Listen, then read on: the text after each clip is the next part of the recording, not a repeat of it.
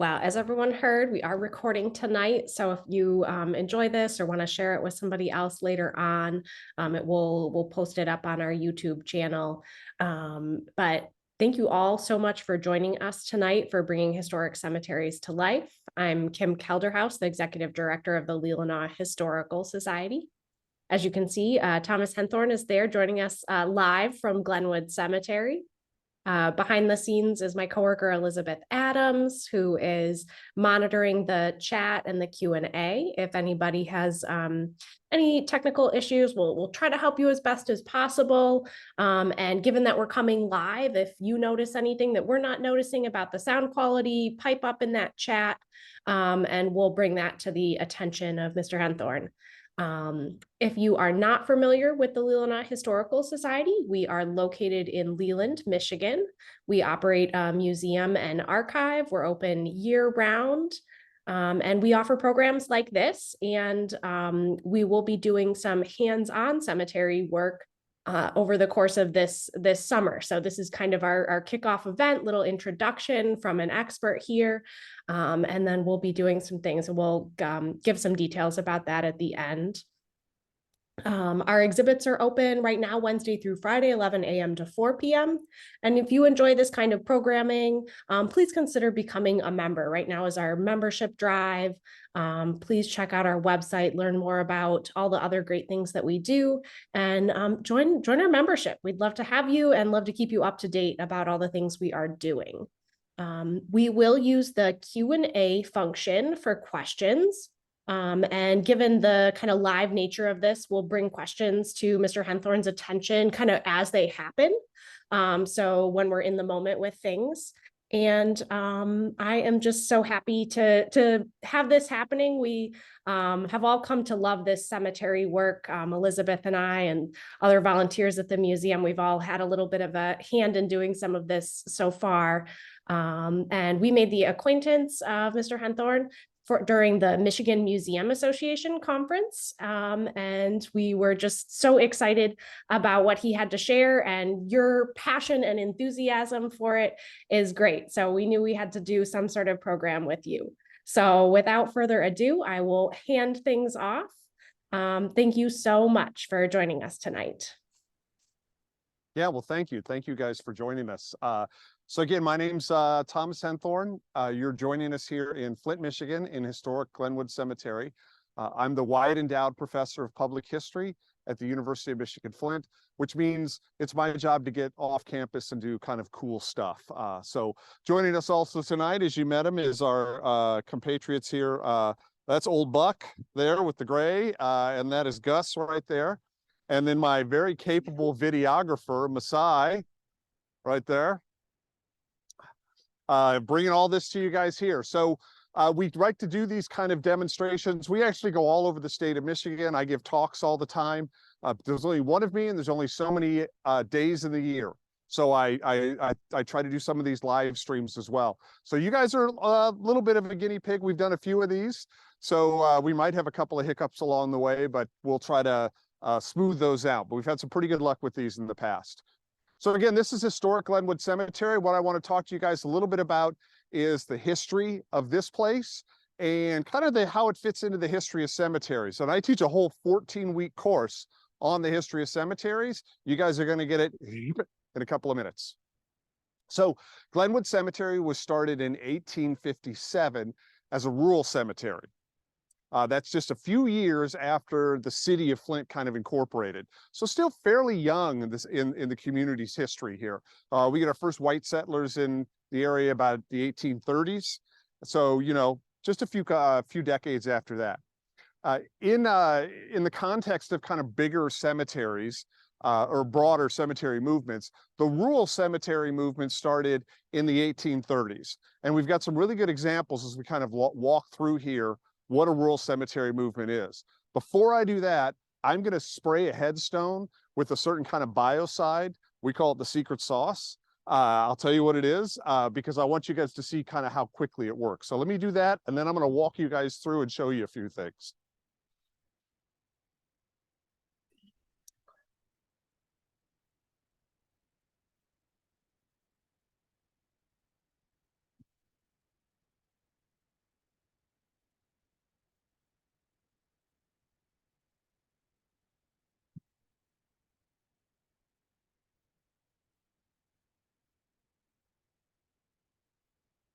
All righty. You guys will like to see, this is going to look a lot different when we come back. So follow me along here and I'll show you guys, give you some examples of why we call this a rural cemetery. So the rural cemetery movement began in the 1830s.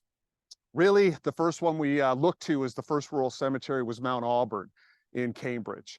So rural cemeteries began to address a number of different needs in growing cities.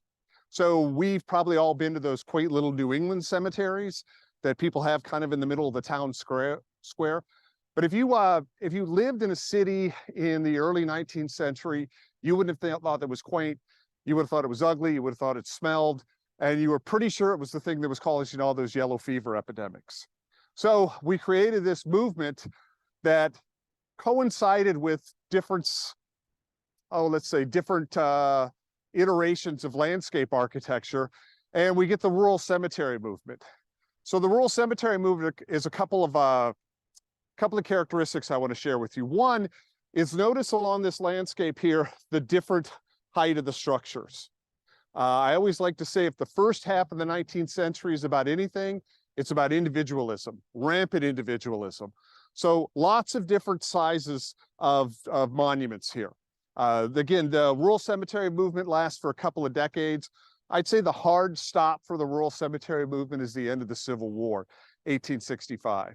So we've got rolling landscapes, individualized monuments, lots of nice winding paths. I'll tell you a little bit about this monument to our left over here, the mausoleum. But the rural cemetery movement actually gets taken over by another iteration in landscape architecture, and that's the lawn park movement. And once we get up here just a little bit, I'll have Masai pan over to the right, and this is a really good example of the lawn park cemetery over to our right here. Go ahead, Masai.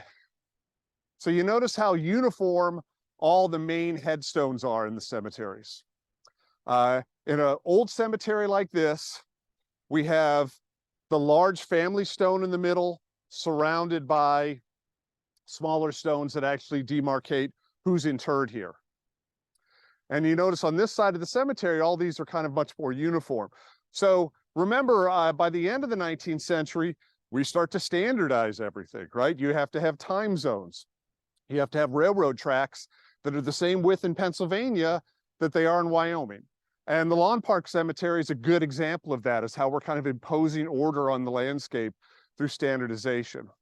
That's a long way of saying that the interesting things about cemeteries is that you'll often see different moments in landscape architecture in the same cemetery. So we kind of have at the same time a rural cemetery and a lawn park cemetery. So that's really kind of a cool thing about cemeteries, because as you know, cemeteries are one of the few types of historic sites that really are still used for their original function. It's the only way you can repurpose a cemetery is if you dig up the bodies and put them somewhere else. And coincidentally, I'm willing to bet your town actually has a story about that. Just about every community has a story where they picked up and moved the cemetery. So over here, I want to bring your attention to, just because you can only see it a certain time of year, this is the Charles Stewart Mott Mausoleum. And it's a really good example of how I like to point out to folks that everything is purposeful in a cemetery, right? So cemeteries, they look natural, but they're, rural in nature kind of, but they're very purposeful. Nothing's here by accident. So the Mott family colors are crimson and red, or not crimson and white. Crimson is red. And you can see right there, they planted those. It's beautiful. You can only see that in spring, because once those change. So I just wanted to kind of bring that to your attention here. How are we coming through? How's the sound okay, everybody? Very good. Okay, good. So you can see we've got a lot of really interesting types of materials here, different types of challenges in a cemetery landscape. So the next thing I want to kind of bring to you guys' attention is some of the main challenges to address in a cemetery. So I kind of see all of these different monuments out here as like a whole bunch of outdoor museum collection objects. So think about that, right? So I always kind of approach these from a conservator's point of view. So if for those of you who are in any kind of museum work, you can imagine the nightmare of what it would be if you had an object in your collection that sat outside all the time and was subject to the elements. So we're not only subject to the elements here, two of the biggest challenges we have in this cemetery are the landscape and the trees.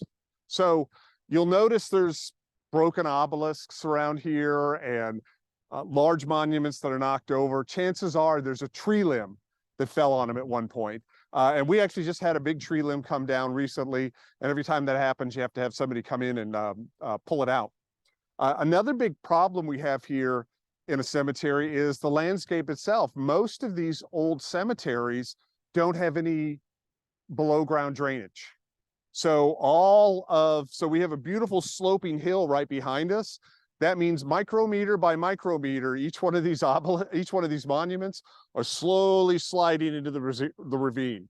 So, so that's a huge problem in these older cemeteries. And then you've probably been to some older cemeteries, excuse me, to where just the issue of lawn care maintenance is an issue. So I'll tell you here, we come pretty close to almost having to dip into the principle of the fund that operates the cemetery just to pay for the landscaping of this place, just to get it mowed. So those are kind of some of the oops, there goes my earpiece. Those are some of those challenges that you might run into that you wouldn't have to run into in a nice little indoor museum as well. So we often think of vandalism. People see cemetery obelisks and monuments knocked over and think of it's vandalism. Really, the biggest culprit here is gravity, right? So that's usually what happens to all of these monuments. Is sooner or later, the freeze and the thaw and the fact that the soil's always moving just tips the monument just enough and it falls right over. Sometimes it is downright vandalism. And as a person who had a misspent youth, I didn't knock over any cemetery monuments, but I can understand the attraction to that. So I want to take and walk over here a little bit, kind of go back to where we came from and talk a little bit about some specific types of materials. But before I go into that, I wanted to give you guys a chance to maybe ask any questions so far that might have popped up. Does anybody have any questions? Go ahead and throw those in the Q&A.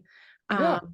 I was going to share too, up here in Northern Michigan, one of our biggest things is just general sinking. We have so much soft, sandy soil that you'll find, especially those veterans markers, they just sink and sink and sink, and you go to dig them out and they just keep coming.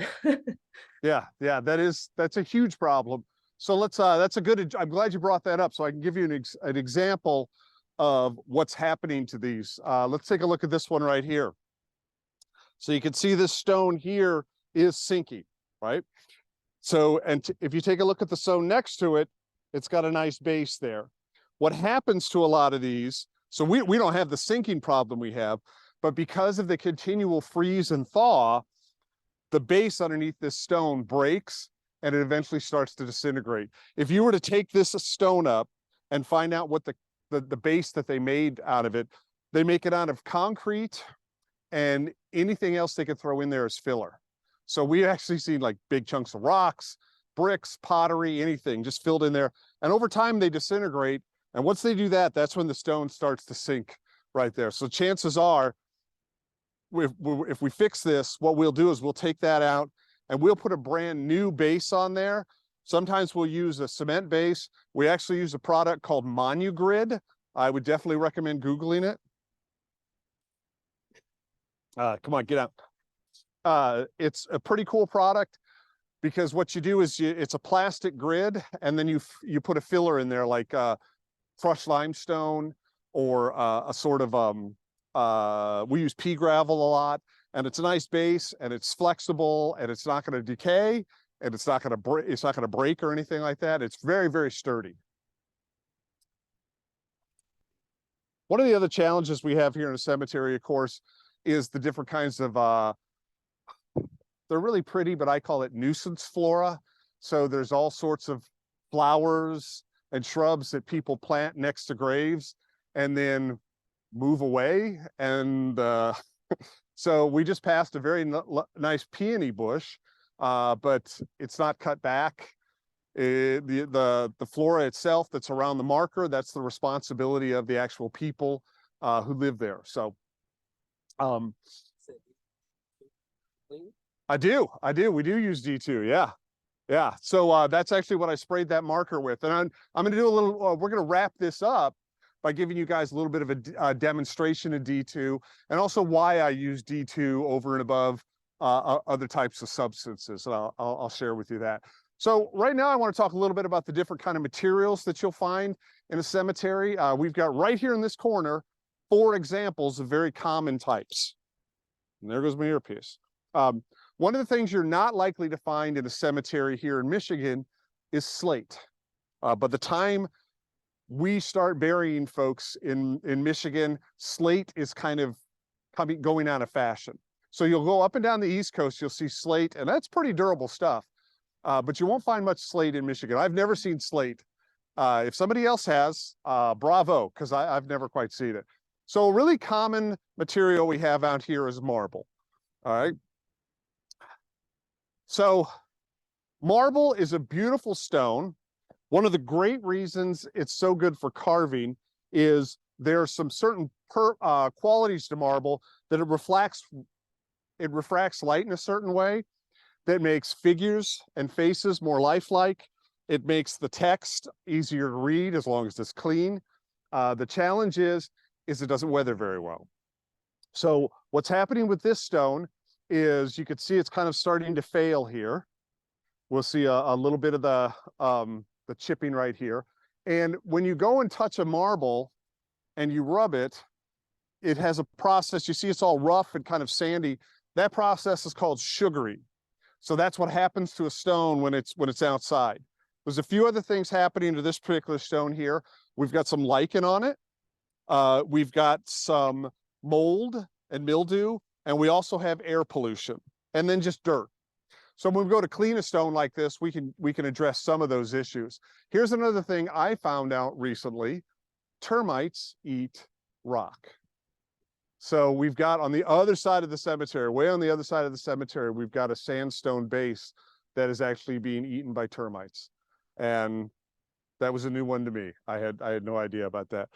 So marble, all the cleaning methods we used are really based on cleaning marble, because this is going to be the most fragile stone that we have out here. So marble is very popular. It actually, in rural cemeteries, it's the stone of choice from about 1830 to about 1880. And then slowly in the 1880s, we have technology catches up. Our infrastructure is more mature. So we have rail lines, and we could bring in heavier rocks like granite. And the technology to carve granite also becomes more prevalent. So, it brings the cost per piece down. Also, the granite industry really starts to market themselves. All right. So it's a combination of factors that slowly displace marble. And we'll see marble get displaced over the course of the next 40 years. All right. And slowly we'll kind of work into granite. Next, I want to show you guys a white zinc marker. And I love showing this particular one because it's actually in distress. So this marker right here is hollow. All right. It is the marker of Chauncey Payne. Incidentally, this whole plot is a really great example of how, basically how to marry up. So both Chauncey Payne and Stockton right behind us are really famous here in Flint because of some land acquisitions they had. Well, all they really did was marry somebody's daughter that had land. So that's the key thing right there, is marry up. But these guys, of course, get all the credits, because we all know when you walk into a cemetery in the 19th century, the only claim to fame women have are wife of. So this is a white bronze is what this is called. It's made by a company called Monument Bronze out of Bridgeport, Connecticut. And these were wildly famous from about 1880s to about the 1920s. And one of the reasons that it was so popular is because it was cheaper than granite. So we have a couple of different kind of forms of this. One, we have the big, large monuments, and then you can get a smaller one that I've seen, like a little obelisk about this tall. You would order it out of a catalog. As a matter of fact, if you go to Google Books and look for Monument Bronze Company, you can find the actual catalog with all these different kind of features here. So you order it out of a catalog, it comes here in pieces, and a welder puts it together on site. And as long as the welds hold, these things will hold up really well. When the weather hits it, it forms a protective patina around it, which is also what gives it this discoloration. When they created this process, they were hoping it was going to look more like granite, but instead it kind of gets this weirdish bluish kind of color to it. So because of this protective patina, we don't clean these. We just brush off the cobwebs with a dry brush. We don't ever clean these. And if you do, and Masai could come in here and take a look at this, we're starting to see this is rusting because somebody has tried to clean this monument before. So you don't ever want to clean these, because if you do, you'll wipe off that protective patina, and then you start to get oxidization on these. So just dry it off with a brush. So the curious thing about these white bronze is, in a sense, they were kind of victims of their own marketing campaign. It was marketed as kind of, science, improving nature. It was very much tied into a theme of progress. And if you think about kind of what happens around 1920, lots of things happen where people get a little soured on progress, right? We have World War I, we have the flu pandemic, we have race riots, we have labor riots and everything. So everybody's not too keen on that whole progress narrative. So again, it becomes a victim of its own marketing. The company sticks around making these smaller family plaques. Right here, they stay around till the 1930s making those. And interestingly enough, they had another line in their business. They make Civil War statues, and you could buy a Confederate one or a Union one. There was an enlisted person and an officer. So a few years ago, when they were bringing down all those statues, if you go look on YouTube, you could see them bringing a few down, and those things, when they hit the ground, they bend because they're made out of metal. So the idea is, let's say you're the local auxiliary trying to raise money for a statue in the town square, and I'm just going to throw out numbers because I don't understand inflation. You could spend $2,000 for a white bronze one, or $8,000 for a granite one. So it was a lot less expensive. So we have a combination of people that have these. So Chauncey Payne, quite wealthy, got one, because in a sense, it was kind of the latest and greatest. It was kind of like ordering something out of Sharper Image. So that's right there. These white bronze, it's actually a zinc alloy. Remember, don't clean these. As long as the welds hold, they'll be just fine. Next, we have sandstone. This is a sandstone marker here. Sandstone and marble on a chemical level are really pretty identical. Marble is just gone through a metamorphic process through heat and pressure. So it's a little bit different, but from a chemical perspective, it's just about the same rock. So we can be, you could do the same kind of damage to these kind of rocks that you could to marble. So we used an exactly same method that we use for this, nice gentle method. This particular one here is actually a cenotaph. A cenotaph is a marker where nobody's really buried there, just kind of marks the spot. This is Jacob Smith. He's the first white settler in Flint. And again, he had some daughters because he did a nifty little land grab.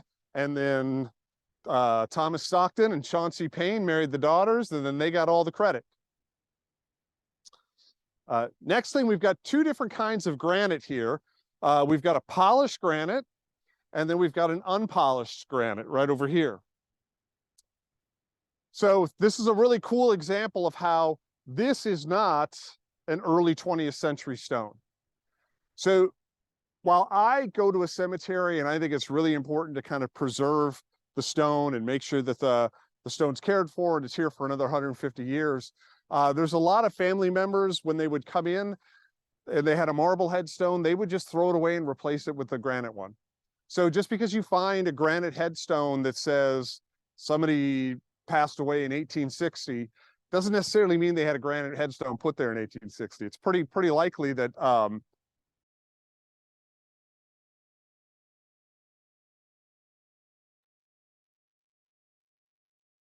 Looks like we lost connection with Thomas, but I'm sure he will hop back on shortly. And Betsy, I do see your question. I will bring that up when he gets to the care portion.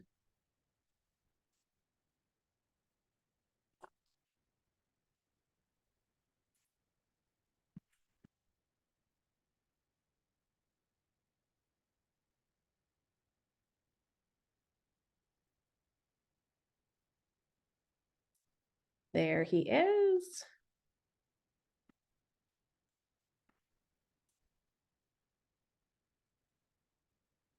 there we go. Welcome back. All right. Slight hiccup. I forgot to turn off notifications on my phone. So that's what happened there. Okay, so granite. We're back talking about granite. So we have a couple of different kinds. As I said, the important thing to remember is just because you see a granite stone doesn't mean the granite stone was put there. There's a whole practice within cemeteries of just throwing out the old stuff and putting in a stone. So polished granite does a really nice job. It's sealed up very well. There's very little problems with it. You don't seem to get the same kind of air pollution. One of the crazy things that you'll discover about stones is that stones are porous.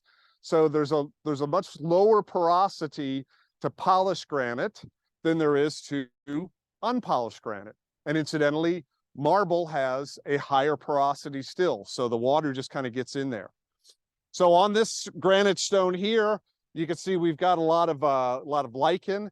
There's a couple of different forms of lichen that happen in Michigan. There's a red lichen that's actually toxic. I've never seen it, so I'm crossing my fingers that I don't. But we've got a couple of different kinds of lichen here. You can see the mold and the air pollution really kind of discolored the stone quite a bit. So when we go to clean something like this, we'll tell people that we can get some of the discoloration out, but not all of it. So, and it's not really our job to make the stone look brand new again. It's just to make sure that we preserve the stone so it's still here and it's not being damaged. The lichen itself isn't really damaging this stone. Lichen and organic material have a are much more likely to damage a softer stone like sandstone or marble. It grows on the surface, but it doesn't. It's not likely to damage this kind of stone. So those are those are the main types of stone that you're going to find in the cemetery in Michigan. You're going to find sandstone or limestone. You're going to find the monument bronze. Now you know to look for them. There's actually a kind of an urban myth that said people used to hide alcohol in there during Prohibition. I don't think it's true, but I really kind of hope it's true. So I think it's a good story. And then you got marble. All of them have different kind of challenges, but you know, they present their own kind of special way that we have to kind of clean them. So what I want to do now is show you guys exactly what we do here at U of M Flint to clean the stone. And somebody asked, I'm not going to walk backwards because I'm not on the path and I don't want to trip over a headstone. So what we actually do, and we'll get along, do some of that. So when we do any kind of a workshop here, U of M Flint, and as I said, we do these in different parts of the state too, and we have workshops here at Glenwood Cemetery in Flint. We always have a couple of disclaimers and let people know that cleaning headstones, once you learn the proper way to do it, is great. But if you're ever going to do any repair, save that for an expert. And I'll explain kind of why when I get into a little bit of repair for that. So all of the methods we use, and I sent you guys a copy. The state of Michigan put out a great manual. Gosh, this thing's almost 20 years old. And you could get it online as a PDF. And it has a lot of great information on how to clean monuments, how to survey, and it's even got a great little appendix in the back that gives you different types of materials that you could use to clean a monument. So when we go to a cemetery, I'm going to use an offsite workshop as a example because This one here, we already have permission. Very first thing I have to do is I have to find out who owns the cemetery, and then I ask for permission.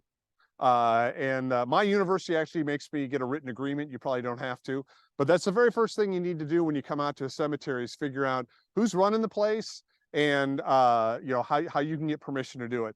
We have a lot of DIY preservation that happens, not just in cemeteries, but in general. One of the biggest challenges we face in cemeteries is, of course, anybody that's a taphophile will recognize things like Find a Grave or billiongraves.com, where genealogists are looking for the names. And we've got some examples around here where people have just cleaned off where the name is so they can record that. And we don't know what kind of methods they're always using. And I've seen it in another cemetery here in town that there's actually some kind of caustic. There was a guy using vinegar to clean it off, which of course we know is acidic, right? So it's not something you want to use on old marble. So that's the first thing you do is get permission and let them know that you're going to be out there and let them know what methods you're going to use. Second thing you want to do is document everything. The great thing about this manual is there's documentation procedures and forms. So I've already documented the 2 stones I'm going to work on today for you. And you want to figure out what's been done and how, you know, if it's been repaired at all, what the general condition of the stone is it in the same place? And again, in this manual, there's a great list of questions that you go to and you record everything on there. Sometimes you don't know all of the answers until you clean the stone. It's pretty uncommon that some of the inscription isn't readable until you actually clean it.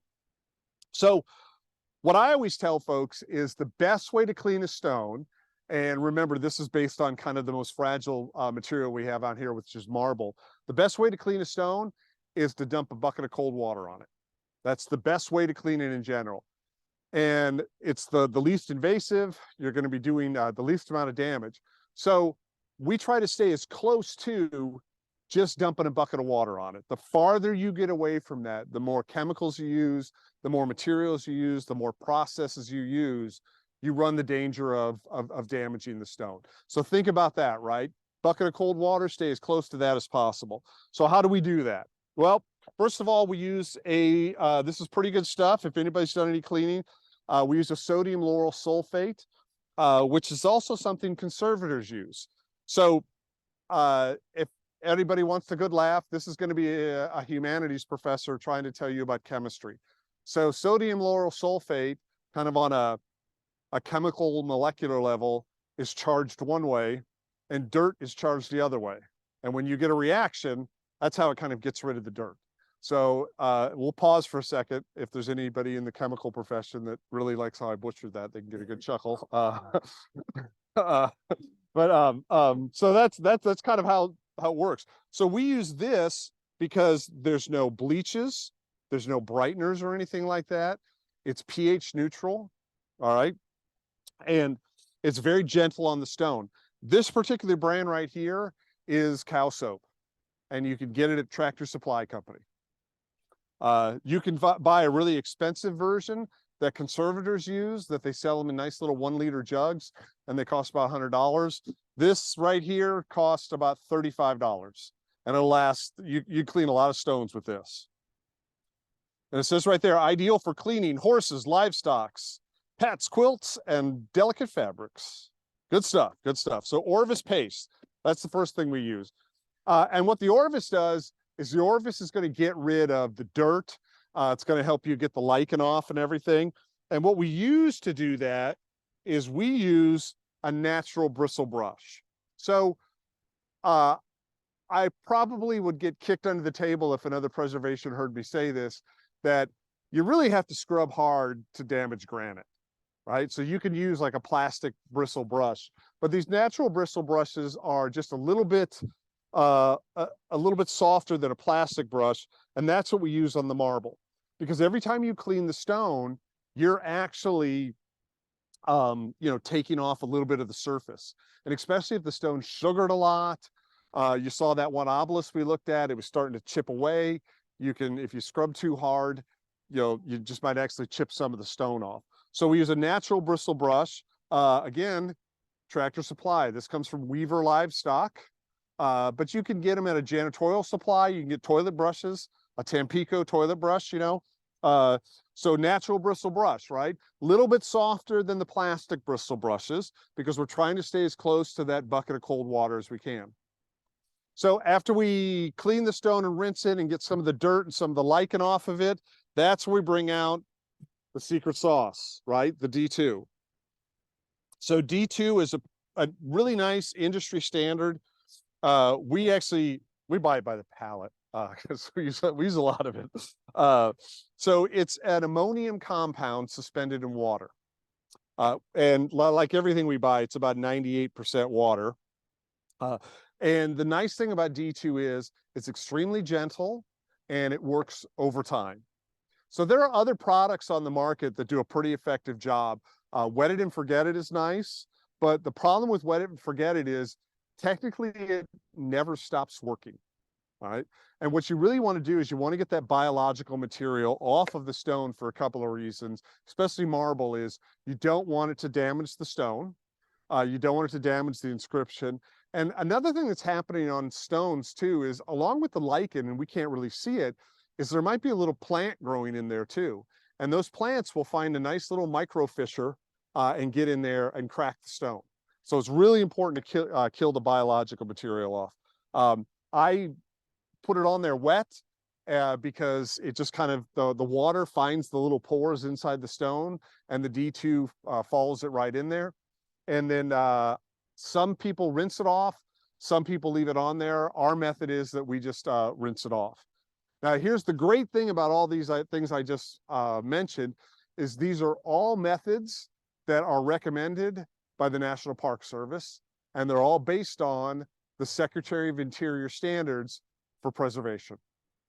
And those are the guidelines that we use. There's a few other different organizations out there for cemetery conservation. But again, if you just go back to base your methods off the Secretary of Interior standards, and then the National Park Service, and under the National Park Service, there's the National Center for Preservation Training and Technology. They're the ones that are really, they've got a lot of great videos out there too on headstone cleaning. So to answer the question, we do use D2. Now, occasionally you're going to find a stone that needs to be repaired. And we actually have one back here right behind me. And I'll show you one of the problems we have with repairs is, so this is an epoxy that's here that they've used quite a bit. And of course, everybody's probably been to a cemetery where they've seen something that looks like somebody slathered peanut butter all over it or something like that. So one of the problems with this is they used a lot of epoxy, because you have to use a lot of epoxy on this kind of historic marble if you don't have the right stuff. So one of the main reasons we tell people to leave it up to a professional is because when it comes to putting this marble back together, especially in sandstone to a degree, it requires very specialized kind of materials. So I get my stuff from a company called Bondstone. It's an historic masonry products. There's another great company out there called Atlas Preservation. And this is specifically designed to be used with historic masonry and marble. Because remember that marble sugars, right? And so that's a surface that the epoxy can't stick to. So on an obelisk like this, how I would repair it is I would probably put about 4 or 5 coin-sized dots in the middle of it and let it set up. And then we'll go back after it dries. Well, first we clean the stone. Then we'll go back after it dries and we use historic, just basically, this is just hydraulic lime mortar. All it is, just straight up mortar. We could put a dye in it to make it match. But what's really good about this is instead of water, we put a special latex binder in there. And that's the stuff that's going to help that kind of stick to the stone. One of the things that we see out in cemeteries is that people use mortar to actually put the stones back together. Mortar isn't adhesive. Mortar's not glue. It's a cushion. All right, so it's not supposed to be used to put the stone back together. So we'll use a combination of the epoxy and the mortar, and again, specialized stuff to be used with the historic marble. And what that does is that allows for permeability, right? Permeability is the rate at which water flows through. Right now, there is so much epoxy in there and it's hardened and it's just basically plastic, no water can flow through in and out of there. We know water is going to flow in, and if it does, we want it to be able to flow back out. All right, and so there's a if you use the mortar, it can do that, because if it flows in there and it stays in there, eventually, when the winter comes, it's gonna expand, and of course, it's going to damage the stone. Right, probably end up breaking right there. So that's usually the methods that we use to fix the stones. I was going to take a minute to do a demonstration for you guys a little bit and show you kind of how we clean the stones. But before I do that, I thought I'd just kind of break for a second and see if there's any questions. Yeah, we do have one question. We've got somebody Yeah. from the Michigan War Dog Memorial in South Lyon, Michigan. This is new to Oh, me. yeah. And they said that they have a lot of stones that are their original markers are concrete, and some are starting to crumble. So any recommendations on caring for concrete? Yeah. So you can use hydraulic lime mortar. First of all, the cleaning methods that I demonstrate, you can use to clean concrete, and you can repair concrete if you find somebody who's a good mason, right, with hydraulic lime mortar. And it'll hold up and it'll be well. There's a guy here in Southeast Michigan, and I don't think he wants to drive all the way to South Line, but that he does incredible work with mortar, and he fixes statues and things like that. So any qualified mason would be able to kind of fix those up and clean those. And again, you could use lime mortar or Portland cement will even work as well for those. And you get them looking back, especially if they're detailed monuments that are kind of like sculptures or something like that. But the important thing to remember is the cleaning methods that we're going to use are just as gentle for concrete. Does that answer the question okay? I think so. Betsy, if it doesn't, please feel free to throw something else in there. And how much does it cost? Oh, that's somebody said. So where do I get D2? I get my D2 from Holland Supply. So again, I get about 8 of these every year. All right. So we get a lot of this stuff. But we also have like mausoleums we're cleaning and everything, right? So we've got a lot of that. D2 costs, I get mine from Holland Supply, and I think it's about this is 4 gallons. I think this runs about $50 a gallon if you buy 4 gallons at a time like this. D2 is not inexpensive. You could actually water it down a little bit if you need to. We've done some demonstrations before. Like I said, we did a live stream last year, demonstration, and one of the biggest comments we got is, how come you're using so much D2? And it's just because I tell my students, just be liberal with it. Don't worry about it. Don't just go ahead and use it. So it's not inexpensive stuff. But one important thing to remember is that it's the last process that you'll use, and you don't need a lot of it. If you put it on there on the stone that's wet, you can get away with, these small stones that I'm going to demonstrate on. I'm probably going to spray more D2 on there than I need to, but it's probably only going to be about 3 or 4 spoonfuls tops on these small ones. So yeah, Holland Supply is a good one. You can, they're actually cemetery supplies. That's where we get ours, and you can get them in a gallon jug too if you don't want to get them in the 4-gallon jugs. Great question. All right. Well, now you see why I've got my knee pads on. So how we clean these stones is we take a little bit of our Orvis paste and a bucket of water. I try not to, well, I shouldn't say all the time. When nobody's looking, we'll use a hose. But when we go do workshops, we just encourage people to use the water. So what you do is you just have to wet the stone. All right. Get it nice and wet. And we always start from the bottom. And I'll tell you, there's 2 reasons we do that. One is, when you're trying anything, with laundry or something like that, or soap, they always tell you to use an inconspicuous spot under the water. See, look, this stuff's safe. Gus is drinking it. Look at that. But there's very practical reasons we do the bottom too. Is you notice there's not a lot of grass around this stone. So if we were to start this from the top, this would, we'd just have a big giant muddy mess at the bottom. And see how nice and green and gross looking our soap is here?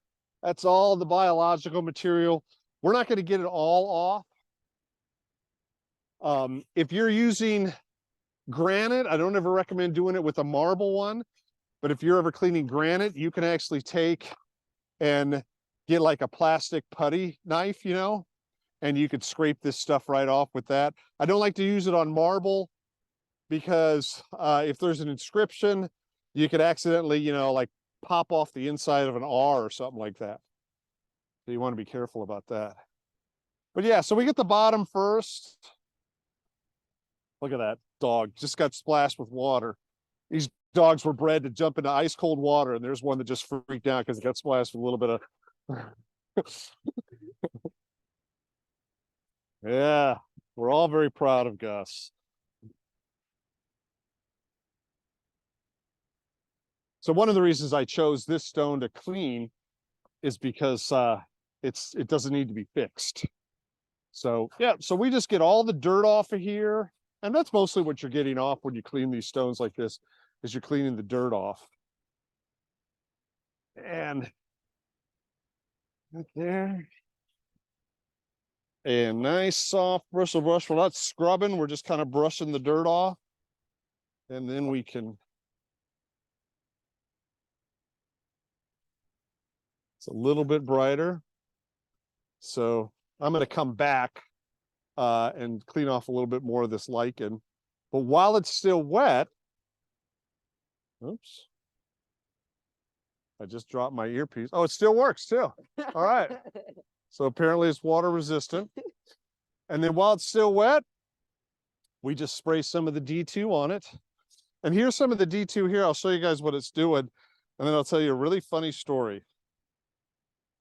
So we spray that on there so you can see, even being liberal with it, this is probably only a spoonful that's going on here. All right. So I can already tell I'm going to need a different earpiece. But, all right. So I'm going to have Masai show you this other stone here. Take a close look in here. You see this is orange up here on the top? So this is the biological material that's starting to die. So I'll tell you a really great story. We do these workshops all over the state, and we had a group of folks from Alpena call us up and said, hey, could you do a workshop for us? So we said, sure. So they had watched a lot of YouTube videos and were really kind of interested in the process, and they learned about the Orvis and the D2, and they did everything, and they picked this beautiful white marble stone to clean, and they went in there and cleaned it. They forgot to ask permission, and they didn't tell anybody they were there, but that's all right. You know, they eventually did. And they went in there and they cleaned it, and then they sprayed it with D2. And while they were kind of cleaning all their stuff up, they noticed this beautiful white marble stone that they just cleaned was starting to turn orange and rusty colored. And it doesn't tell you that on the side of the bottle. So what did they do? They snuck out of the cemetery, didn't tell anybody they were there. That's what. So, but eventually what'll happen with this D2 is it kills the biological material over time. And over the course of several weeks, it's going to kind of brighten the stone up. So we've got a lot of great examples of stones here that were used with this method and with the D2. And they were cleaned about 4 or 5 years ago, and they're still nice and bright. And just depending on the quality of the marble, that's going to determine how bright the marble is here. We've got some Danby marble here in Flint at this cemetery. We've got some Carrara marble. That's the really good stuff. That's like Michelangelo grade marble. And then Michigan has a lot of gray marble, this kind of tiger striped marble that's in there. And I've read a couple of places where that kind of comes from kind of the mid-Atlantic region is where that comes, which makes sense, right? Because that's where like the rivers were and everything, and that's what the way the railroads were kind of going at the time. So a lot of great materials. So that's my demonstration. That's my little talk. Is there any questions I can answer for anybody? I want to try to say Atlas Preservation or Holland Supply. So Atlas Preservation is the other company that Atlas Preservation has the D2 as well. I buy it from Holland Supply because it's a local company. and they'll sell me these big ones. And if I buy enough of them, strap it on the pallet, they'll cut me a deal on the shipping.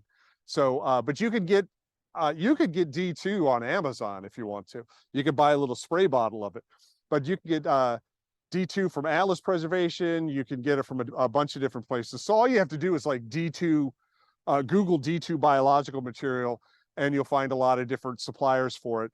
The two suppliers I recommend for masonry repair, especially historic masonry repair, is Atlas Preservation and Bondstone. So if you do have a professional that says he's going to fix these for him, you just don't want them using things that you buy at Home Depot or the hardware store, because it's in over time it's not going to adhere to the marble. It's not going to be good for the stone. So those are those two companies for that. D2, you can get it just about anywhere.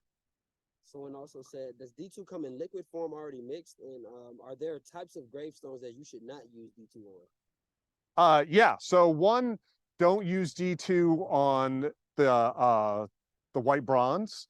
You don't necessarily need to use D2 on bronze headstones, because you don't get a lot of lichen grows on bronze headstones.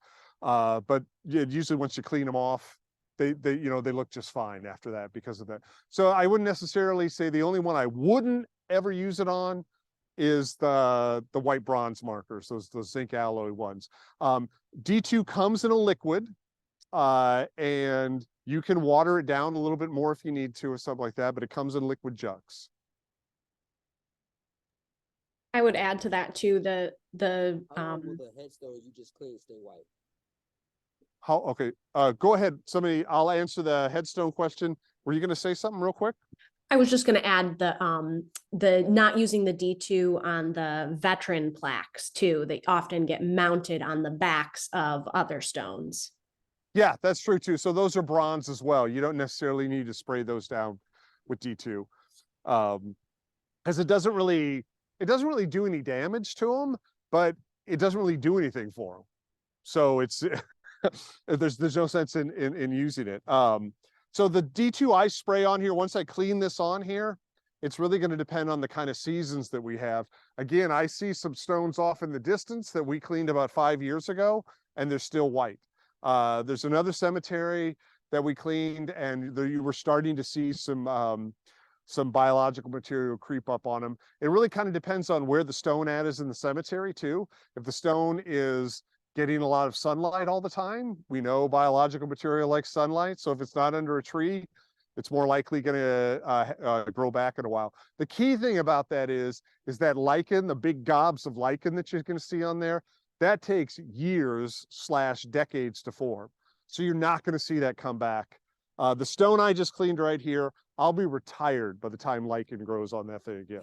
All right, so that's a nice thing about that. But you might see a little bit of green, a little bit of biological material come back after about 5 or 6 years. Good question. I don't know if this is kind of relate to that same question, but it says, how long will D2 last if I spray it on?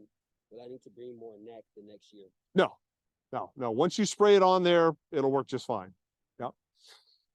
And it won't grow back. I mean, it won't keep working, but the biological material, because the thing about these stones is, to get in the condition of the stone I just cleaned, it took decades for the stone for that to happen. All right. So we're looking at a process of it taking decades to return back to that. And I'll come back and I'll get that a little cleaner, but you can see it's already a little bit wider, a little bit easier. Henry, we can actually read the word Henry on there now.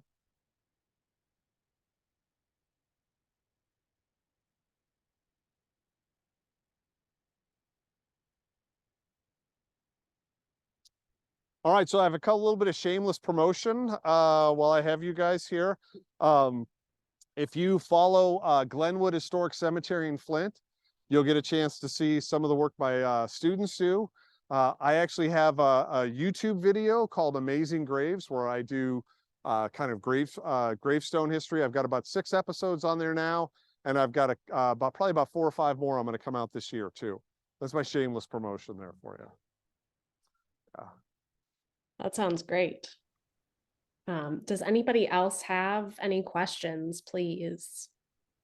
We've got a great expert here, and I know some of you have expressed an interest in getting in touch with Mr. Henthorn, so we can definitely help facilitate that and see Yeah, what absolutely. Yeah, students might please be able share to my help you email with. address with them. Yeah. Yeah, definitely share my email. I'd be happy to correspond with folks.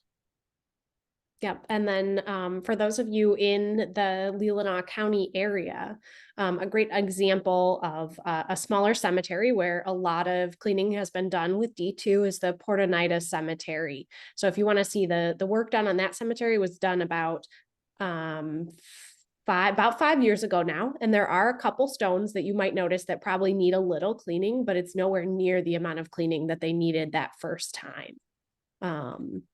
And Yeah, you bring up a good point. Yeah. Well, once you do the scrubbing and the cleaning and get all that off and spray it, when you come back in a few years, let's say 5 or 6 years, all you have to do is apply the D2 on there again. You won't have to get down on your hands and knees and clean it like I just did. Yeah, yeah.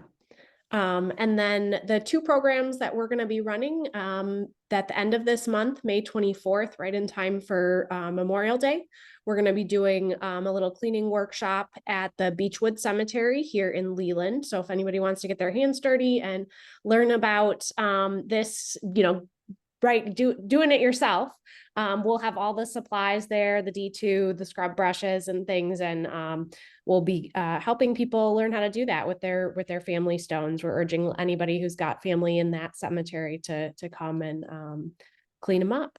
And then we will be working with a conservator who trained with Jonathan Appel. Thomas, are you familiar with Jonathan Appel? Oh yeah. Oh I yeah. should say Yeah, Jonathan yeah, yeah. runs Atlas Preservation, which he's mentioned. Yeah. Yeah. Yeah. So Jonathan actually was the one who came to the Port Oneida Cemetery. So a lot of us learned from Jonathan there. And then the other person who has studied a lot of Jonathan's techniques will be coming to do work at the Casson Township Cemetery near Maple City. And we'll do that as a 2-day workshop. There's a couple stones that have, truly they're broken, they're toppled. They're going to take a lot more effort, and you'll see a lot more techniques than were covered tonight. We'll have some tripods and hoists and things that we'll use to keep things safe and give a little more detail about some of those mortars and epoxies. So if you're interested in learning more deeply about those kinds of things, that will be happening on June 7th and 8th. Any last questions for Mr. Henthorn? This stuff is so fun. If nobody's done this before, it's I love your likening it to a collection, a physical collection that lives out in nature. Yeah. Yep. Yep. Which is a nightmare for any museum collections person, right? Yes, yes. I think it yeah. Yeah. Well, thank you all so much for joining us tonight. We really appreciate this. And the recording will go up on YouTube, and I'm looking forward to looking up your YouTube videos as well. Great, great. Thanks a lot. I appreciate it. Thanks for letting me do this. Yeah. Yeah. Well, have a good evening, everyone. Happy preserving.